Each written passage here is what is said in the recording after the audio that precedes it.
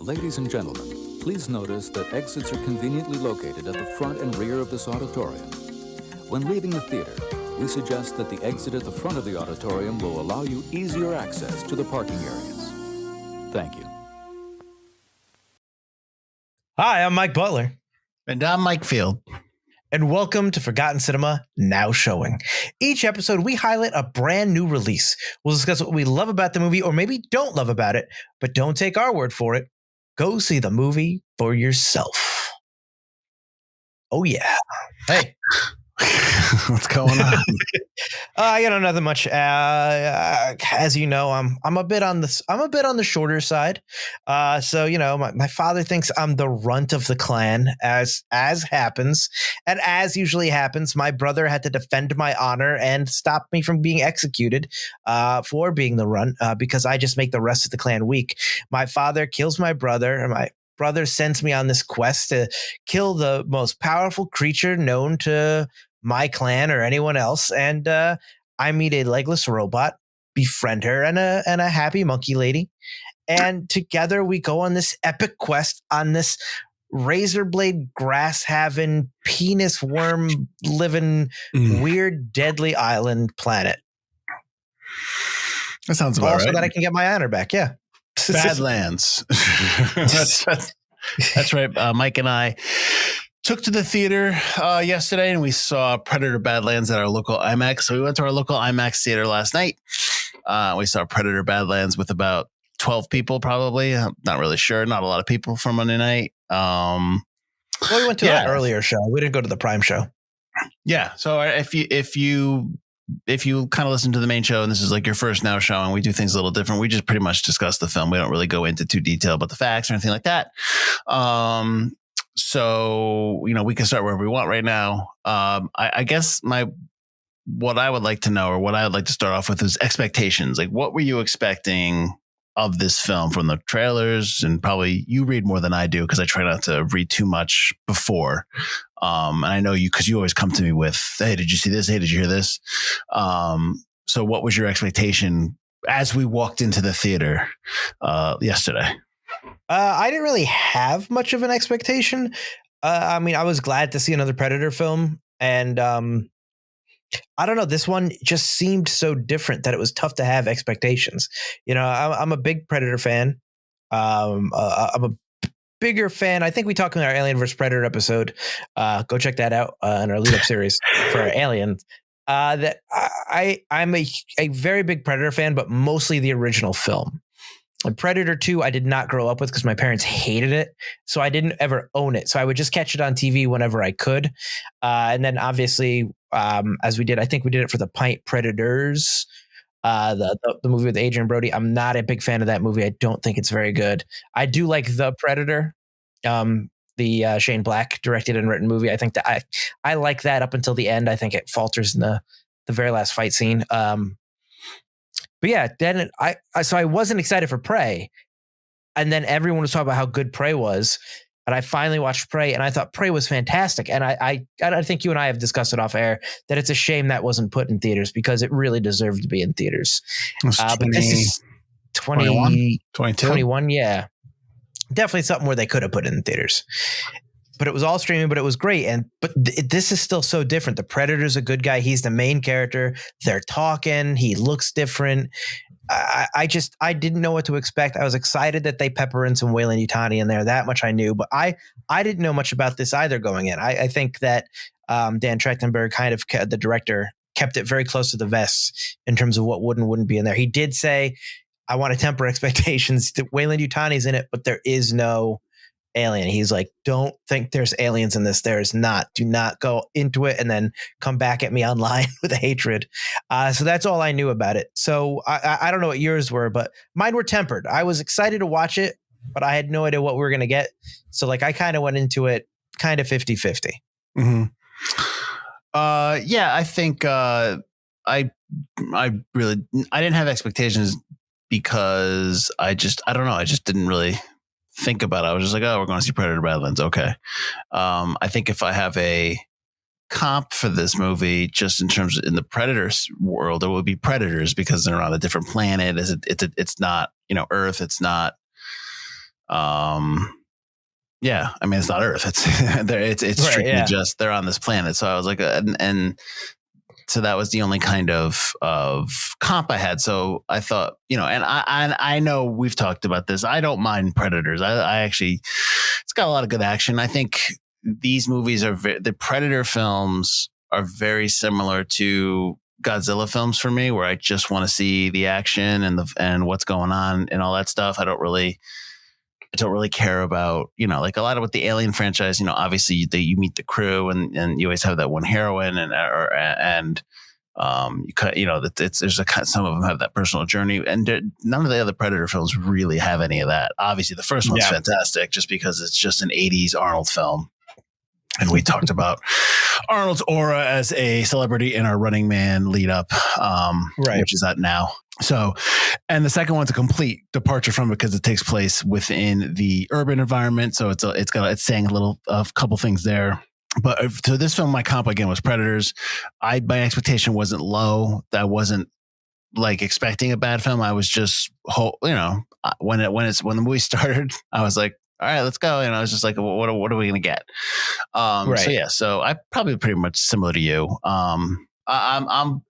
I think I'm one part with the Weyland-Yutani stuff. I think I am. I don't need to see Alien, and obviously we did the Alien Earth show, which kind of deals with that as well a little bit and introduces that world a little bit more.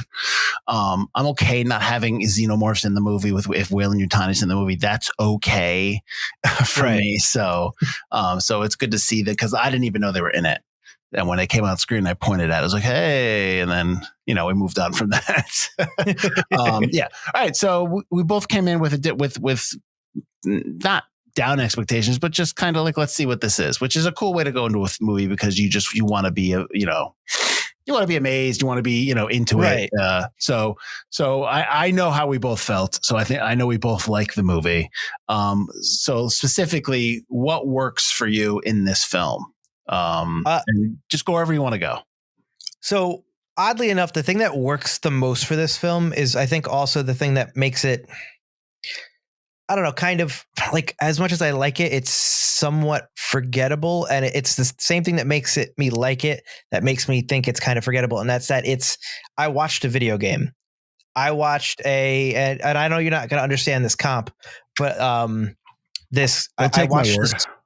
watched a Souls-like video game. It's like Dark Souls, Demon Souls, Jedi Survivor, those kind of games where you're set on this weird fantasy island, planet, realm, and you fight these impossible bad guys. And when you die, you go back and the bad guys respawn and you have to kill them again. And it's about dying and going forward and dying, going forward, getting new stuff to make sure you can get a little further than you got each time, which is also similar to the beginning of the third Riddick film. But it was like watching a video game, and he even fights mini bosses until he gets to the main boss. And I felt like and Dan Trachtenberg has admitted there's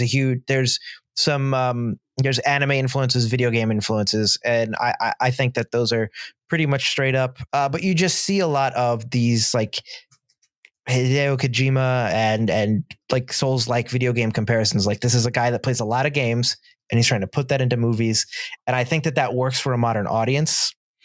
And it certainly kind of works for me in terms of the action, in terms of being fun and fast paced. But at the end of the day, those type of video games specifically and anime, as people know, I'm not the biggest anime guy. I think there are a lot of tell don't show in terms of their story because I don't think they have not all of them, but some of the more action oriented ones don't have a ton to say, and they pretend to say a lot while also saying nothing. And I think this has such light themes where like obviously it's fathers and sons and sisters and family and but it's not that heavy, and I don't need it to be. It's a Predator movie, but I think that also kind of puts it on the verge of being more or less forgettable, even though I thoroughly enjoy it. Whereas Prey has great themes, has a great story to tell. Your character, it has a lot more depth than Deck or Talia, right? Thia, than Deck or Thia. And so while I really like it, the more I think about it, having slept on it, the more I'm like, I like it. but throughout the day today, I'm like, oh yeah, we're recording Predator Badlands. I'm not thinking I would love to play that as a video game, but as a movie, I'm just like, all right, on to the next movie. It was good. But like the next day after I saw Prey, I was like, I want to watch Prey again. Mhm. I'll maybe watch Badlands before the next Predator movie comes out, but it's not something I'm going to be like, yeah, oh yeah.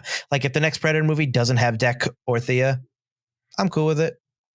Well, I'm assuming that the next Predator film is Prey. This too, right?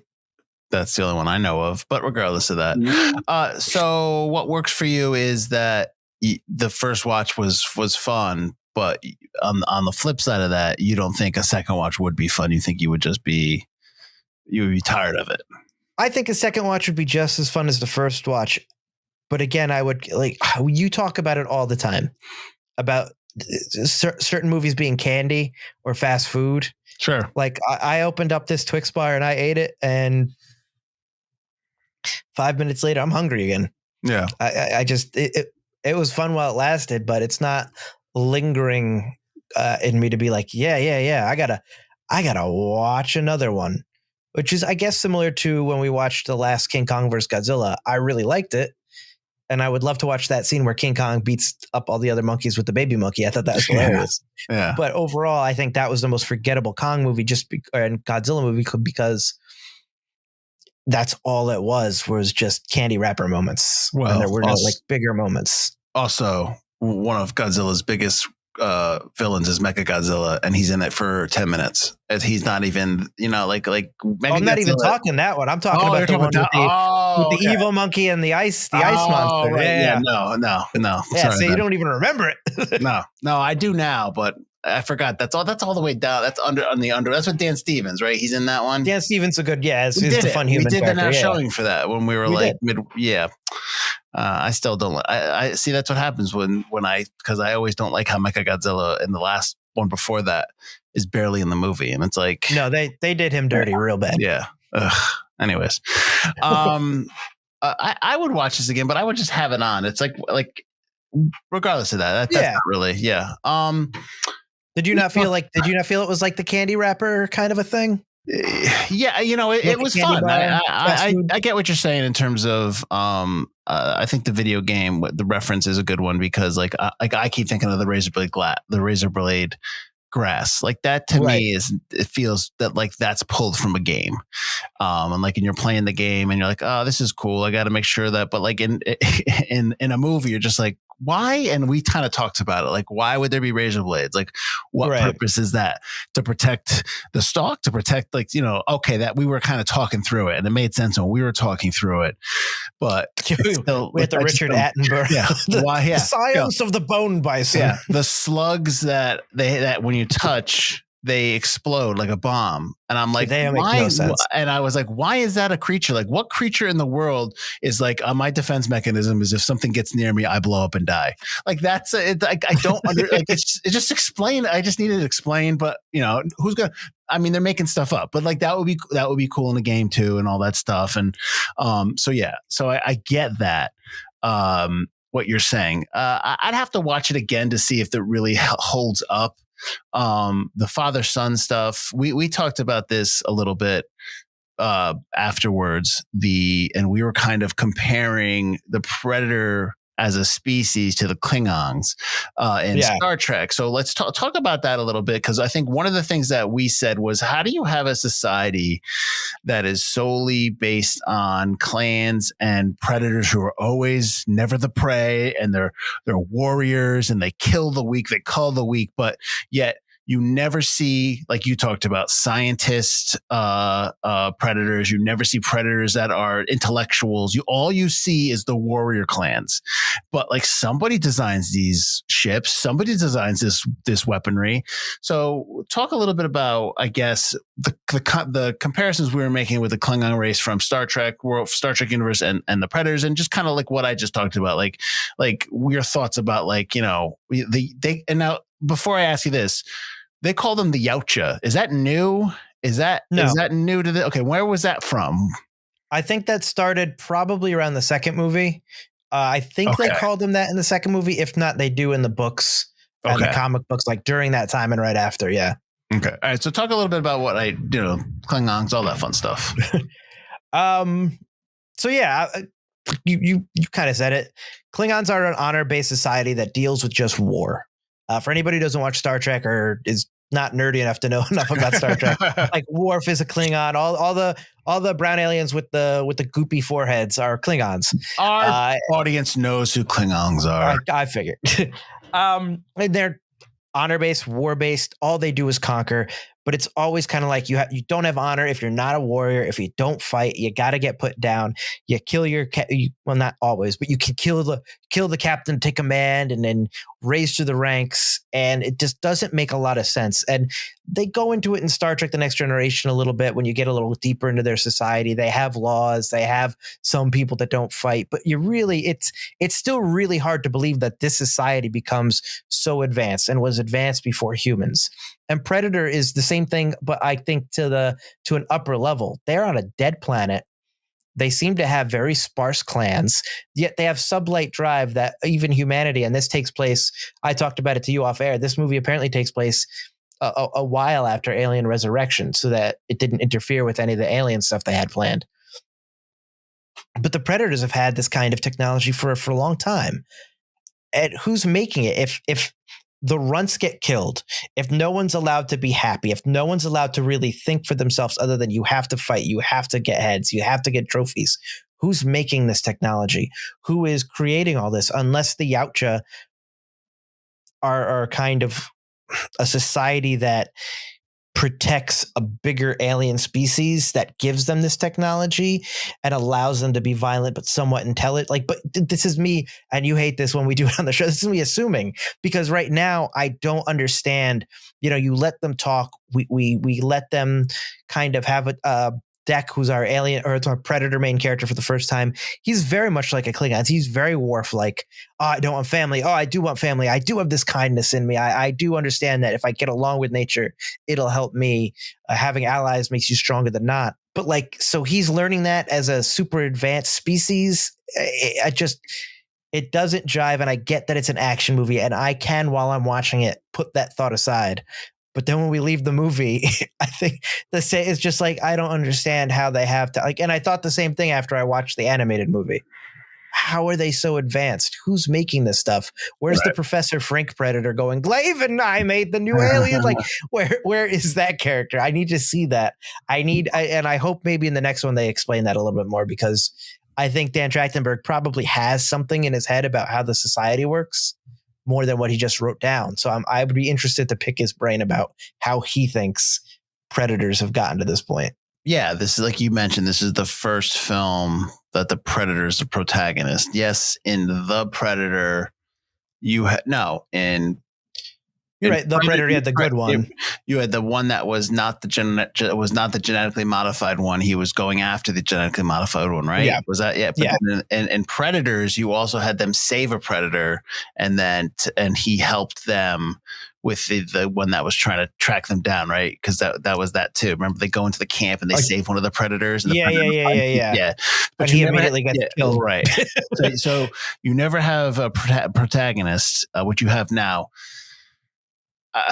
Do you think that's a good thing? Do you think that, because number one, they change his face, they change how because they have to give him a little bit more to work with, because he's not just an animal monster screaming and yelling like in the first Predator film.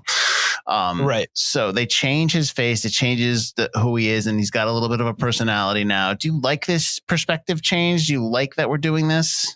I'm okay with it, only because in Prey you change the Predator as well, and that's an even weirder looking guy with the long face. Mm-hmm. So you've kind of now set that up, and I just need to understand it a little bit better. But you also get the excuse that Deck is a runt, that he's genetically inferior. Mm-hmm. So not just that he's a runt, but something's weird with him. So he's a messed up looking Predator in general. And so that kind of excuses it. I would like to see the classic Predator make more of a comeback in these films. Mm-hmm. I think that's what people want to see. That's what I want to see, obviously.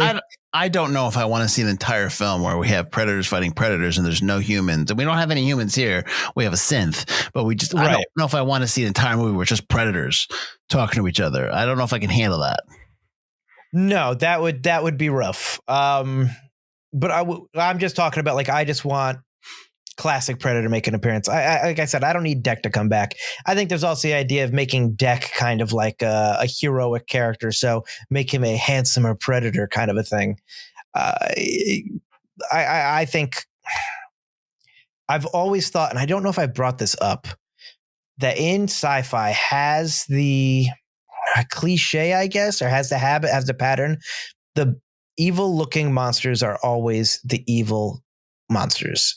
Mm-hmm. And the more human, the more handsome the creature is, or the more it looks like, a gilded wolf or a handsome human or something that we can associate with handsomeness. They're the good ones. And I've always thought it'd be interesting to have the grossest, most vile looking alien be the hero, be the good guy, and subvert expectations, because you don't know what's out there, and who's to say that thing is good just because of the way it looks. It's an entirely different planet, an entirely different ecosystem with different rules. I think it'd be very interesting if the ugliest one was the hero. Mm-hmm. So I think by making Deck more human, you've kind of, I don't know, I think you've taken the coward's way out in terms of that. So while I long answer to make a long answer shorter, I'm okay with it, but I would have much preferred the classic Predator, or even the super ugly weird one we got in Prey. I don't know if you thought the same thing. The kind of Disneyfying him. I think you have to create a Predator. You have to have Deck be something that would. I mean, that's obvious. You needed a human audience to connect with the creature on screen. That's a dude wearing a huge mask. So you need to kind of put some human elements in his face. So his eyes he's not so much just like his mouth is moving now. So he's got this way he's talking with clicks and I guess waffles. So you kind of see that a little bit with his mouth when he's talking. So I did like the language. I thought that was cool. Right. You need to have that in order for me to connect in some way. I mean, did I connect? Whatever. I mean, the story of course, like as soon as his father murders his older brother, he's going to come back and take what he needs, which he does. And it's a little just been there, done that. I've seen this already. That's great. That's fine. It's nothing new. It's nothing like, like I thought it was really, but to that point, I did like the back and forth when Thea was like, Deck, what'd she say? Like Deck, head of the Yautja or something like that, or head of the clan or something like. She kept saying that to him, and he kept saying, not yet. Yeah. So I liked that stuff, that back and forth there. The only problem I have with that, well, I mean, I don't want to jump. I'll jump to it. The only problem I have with that, you have your ending where that's what you wanted at the ending. You wanted his new clan to go and get his cloak and get his honor back from his father. And then, and to me, the ending is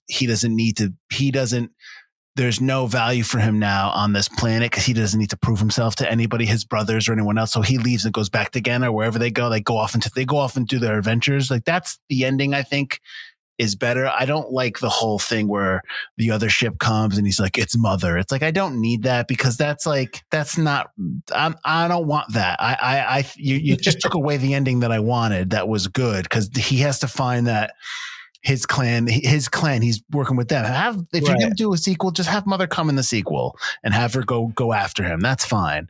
I don't need it. I didn't like that part of it. I know I kind of jumped around a little bit. That's fine. Yeah. This still talks to like who Deck is. Yeah. Yeah. But I did want to talk to you about the synths, about Thea. I wanted to ask you, the lack of humans in this movie, because technically they're all synths. Right. I think that leads to the PG-13 of the film because there's not that much, bloody, violent human death. There's just all synth death and animal death and fake CGI creature death. So it's not really real. Yeah. I think that's why you get the PG-13. But I think Elle Fanning did a really good job. But my thing is her, I can't remember her counterpart's name. It's Thea and Tessa. Okay. like they kind of have Tessa be the bad guy or the bad person or the villain in this thing. But like, is it enough? Is all that stuff enough? Like we joked about how they're on this like planet that's this like the Badlands and all the worst live there and you have to survive the elements. And then all of a sudden there's a giant base there. So we joked about that. Like, where's this base? So did that all work for you? The synths and Tessa and that whole not so much the Thea, the Thea and the Tessa relationship, because that was interesting, but just the idea of the synths and our villain, like corporation. They represent the corporation, like, you know, like, so like, does that work for you? Yeah, I mean, it's Wayland Yutani. I liked that all the synths that weren't Tessa and Thea are the exact same guy. I thought that was interesting. The fact that you're using synths means they're strong. I mean, they don't really set it up, but the fact that that's mean they're stronger than people or could have put a better challenge, but they were all really easy to kill. Yeah. But I think we talked about how they're the cheap models. You just throw 1 million of them in there. That's why there's the big base, is because it's such a dangerous planet. Why send that many expensive synths? Just throw all your stormtrooper type guys. You have the 2 people studying the planet and hope that the waves of peons can keep them safe. I thought the base was kind of stupid. Like we said, they've been there for 2 years, and she said they haven't even finished Sublight Drive yet. So the base is huge. That didn't make a lot of sense to me. That was that reminded me a lot of Avatar. Like the amount of people they have to get that unobtainium is just kind of like too much, a little too much for me. But I was fine with the synth just because, like you said, Tessa is a good bad guy. But it also adds to that video gaminess of it all. It's like, well, that's your final boss then. And she even gets in that final boss mech, which was just ridiculous. That robot. Do you think that was a callback to Aliens? Oh, absolutely. Yeah. And then you get the scene where he's going to get her through the glass, like the queen tried to eat Ripley through the. Yeah, we just can't get, but mine has glass. We just can't, like, we can't get away from just referencing the older films. And I if you listen to our Alien Romulus, you've listened to our Alien Romulus episode. Romulus and Alien Earth, you said too. That was a big consternation with me, and I think a little bit with Mike, just kind of the consistent callbacks. So we don't need it. I like a clever callback or a subtle callback. I don't like the like in your face callbacks. 1 or 2, but like it's enough already. We get it. That you're like, because it feels cheap. It feels like you're mining nostalgia to get me to like the film. And I know that's not where it's coming from, and I know that's not the place it's coming from. I think just people want to pay homage to those movies, and I get it. But it's enough already. Enough of that. I'm sorry you didn't get to do it first, but somebody already did that homage. Yeah, so it's done. You're cheapening it, and it. But whatever. I guess that's just a preference, you know, because there are callbacks that I enjoy there in movies and that are there that maybe they're unexpected, or maybe it's just one thing. Or I think with this is probably a larger issue.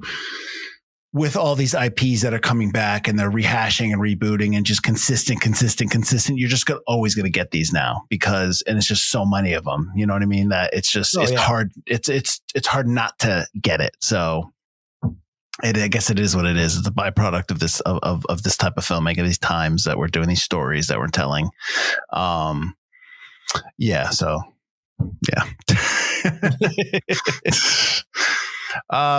Do you think this is a good IMAX film? Yeah, I think it's loud. It's almost all action. I think it's a pretty good IMAX film. I would have liked to have seen it fill up the screen. It didn't, but you don't really get that unless it's filmed with IMAX. Unfortunately, I think though that it's an action movie that deserves the IMAX spot if there's an IMAX spot to give. I don't think it's as good of an IMAX film as Tron, just in terms of technically being an IMAX film, you know, having that loud music, really using that bass for effect. And this movie really could have used that bass for effect during the explosions, the hits. There was one scene, I think it's when that weird bug, the Luna bug or whatever in the trees tries to eat them, when it snarls as it's putting them in the mouth. I thought that bass was really good, and I was like, ooh, that's a really good sound effect. But I was never wowed by any kind of sound in the IMAX, but it was cool to watch in the IMAX, I think. Did you like the score, even though it sounded like we're watching Dune? That first, when it opened and it was the like the Valakar, and not Valakar, the Dune guys, the Emperor's personal guard in Dune. When you were like Dune, I started laughing. The rest of the film, I didn't notice it sounding too Dune-y after that. It was fine. It's kind of alien. It worked. It was not like super memorable. I was really hoping for a little bit like subtle hints of the original Predator score in there would have been nice, but I'm okay with, I guess, not having it. Although that would have been a nice, more subtle homage than the stupid mech suit. Yeah. The Predator films, obviously the franchise differs from Aliens because there's never really sometimes there's a continuation, but there's usually never really a continuation. So we may never see a film with Deck or Thea again, which I assume we will if Trachtenberg is I guess becoming the guy that does all the Dave Filoni of Predators, I guess. So I guess we're gonna see a ton of that. It's just a weird avenue to go down. Like, I'm just gonna be the Predator guy. It's just a weird okay. Whatever keeps that money flowing in. Well, you always talk about how you don't like having villain stories be re-explained so that we feel for them. You know what I mean? You didn't I know this isn't technically that, sure, but we are taking a bad guy from the first for the first 4 or 5 films, and now we are making one of them a good guys. So you're okay in this regard with that, or is that still kind of in the back of your mind? I think that's okay. It's the species in general and how they deal with things, and just it's a different way of looking at life. And to them, we're bugs, we're the ants, we're the prey. No pun intended. It's just I think that works. It's kind of the Terminator 2 effect. You're not making that Terminator from Terminator 1 the good guy. It's a different robot. It's been reprogrammed. It's a different kind of situation. And I think that works. You're looking at it through a different lens. You're looking at the Klingons in the original Star Trek were always the warlike bad guys, like over the top bad guys, and then Next Generation kind of changed that and gave them some subtlety. Same with the movies as well, where they were always the main bad guys. Well, so the evolution that was like the evolution of that species. Exactly. Right. And I think we're looking at that in Predator. Again, it's similar to the fact that we're the scientists, but at least there's more to them than just I'm just a monster. They're clearly an advanced race, so I'm okay with it. But they should never, as a whole, be the good guys. I just can't, even if there's some kind of sweeping epic where they're like, our armada and your armada have to team up to kill, this bigger bad guy that's coming in, or like an Alien and Predator movie where the aliens and the Predator team up, which has happened in like comics and novels. It should be because there's a transactional relationship.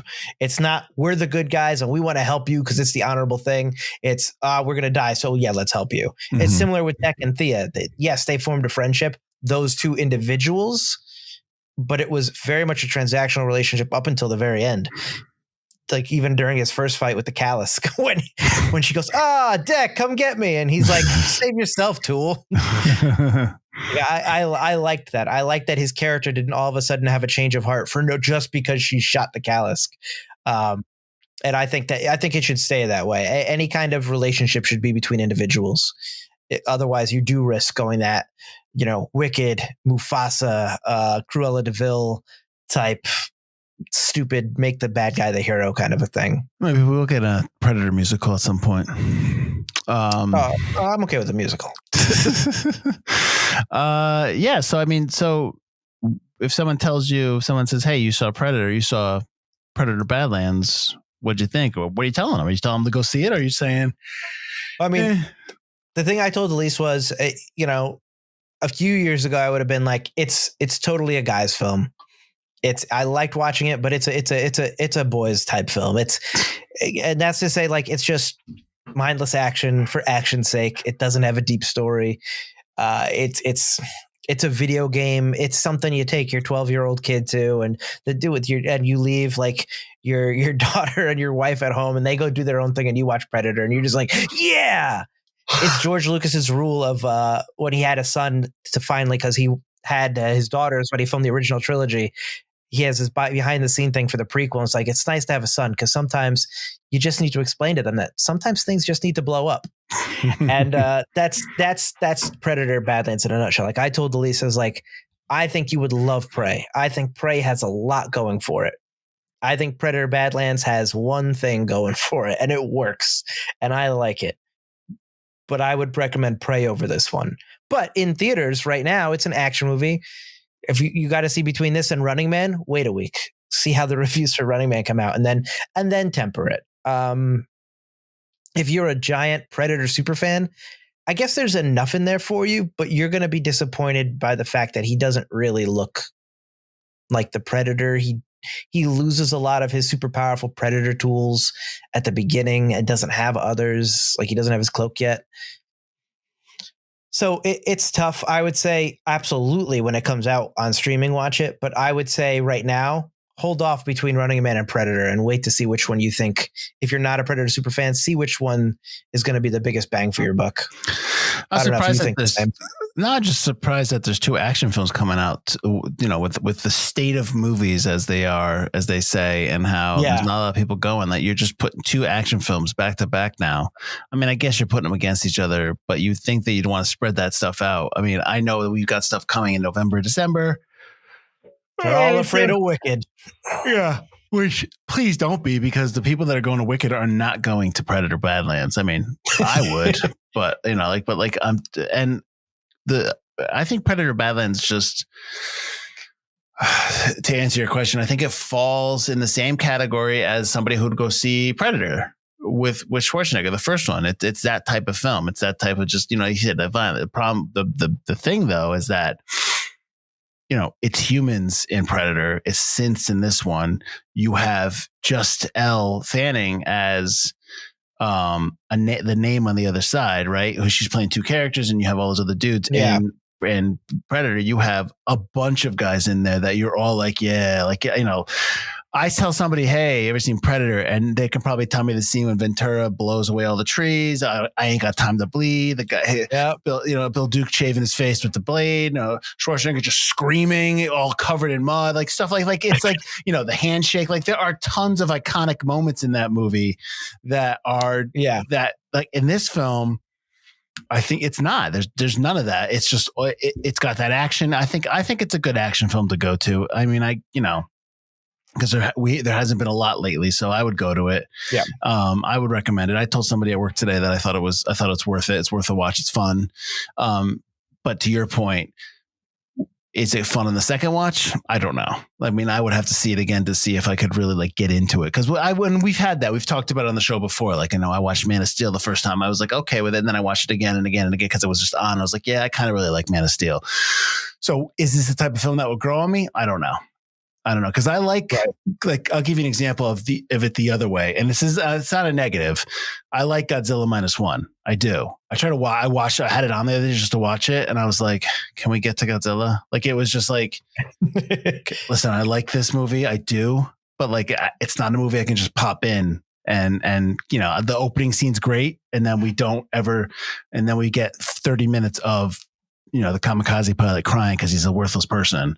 And I'm like, can we just get to the Godzilla stuff? So, but that's me. It's still a good movie and I still like the movie. Don't go. I'm not saying I don't like it. I'm just saying like at least with Predator Badlands, it starts and it doesn't stop. And it's an hour 49 and it uses up mostly action. So it's not, it's worth the ticket, I think. Yeah. My whole thing was if you have one ticket to go to in the next 2 weeks. Oh, I don't know what to give you, but yeah, overall, I would say, if you just like action and you're cool with like sci-fi action, 100%. And you're right that, I mean, there's a lot of blood and guts. It's not like it's not violent. It's super violent. It's just, it's only because I know that was a big thing online.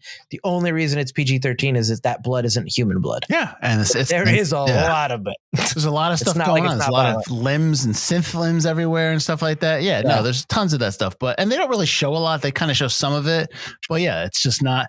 And Mike, they might not show a lot because it just might be the effect worked.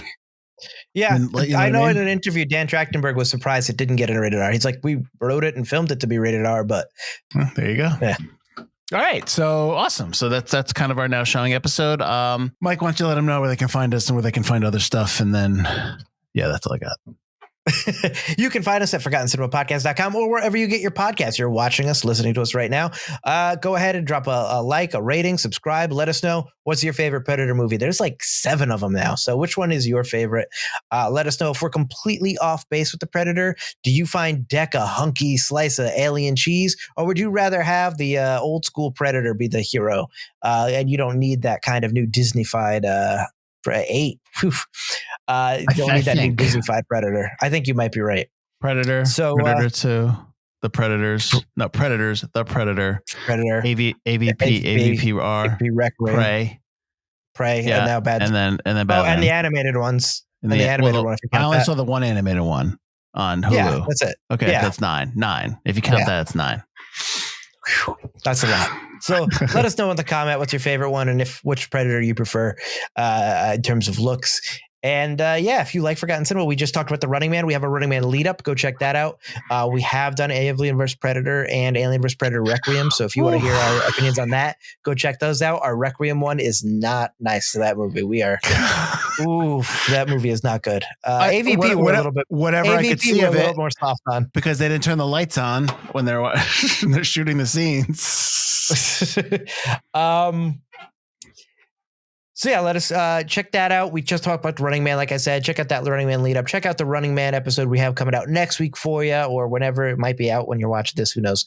And we've got our Knives Out lead up coming, leading up to Wake Up Dead Man, which is our next now showing in December. We've already got some stuff planned for you for next year in terms of now showings, lead ups, all that kind of good stuff. I don't know if we're announcing it now or not. I'll probably wait till the social media posts come out. I don't want to get into it. We have a merch store. We have our Patreon. Go on there. Check that out. Exclusive episodes. Right after we do this, we're actually about to film a look back kind of episode on the Predator series as a whole. So if you're interested in that episode, that's going to be just for our Patreon members. And just keep it on ForgottenCinemaPodcast.com, where we release a new episode on all platforms every Wednesday about forgotten films that seem to be forgotten by audiences. We're on season 23 already, so we have over 300 episodes for your listening and viewing pleasure. Wrap it up. All right. Thanks. Thanks for watching. Go check out Predator Badlands if you can. If you couldn't see it in IMAX, go for it. IMAX is always preferred, unless it's a drama, which is so stupid when they put those type of films in IMAX. But anyways, go check it out. Oops, sorry, that was me. All right, that's it. Thanks for watching. Thanks for listening. I'm Mike Field. I'm Mike Butler. And this has been Forgotten Cinema, now showing.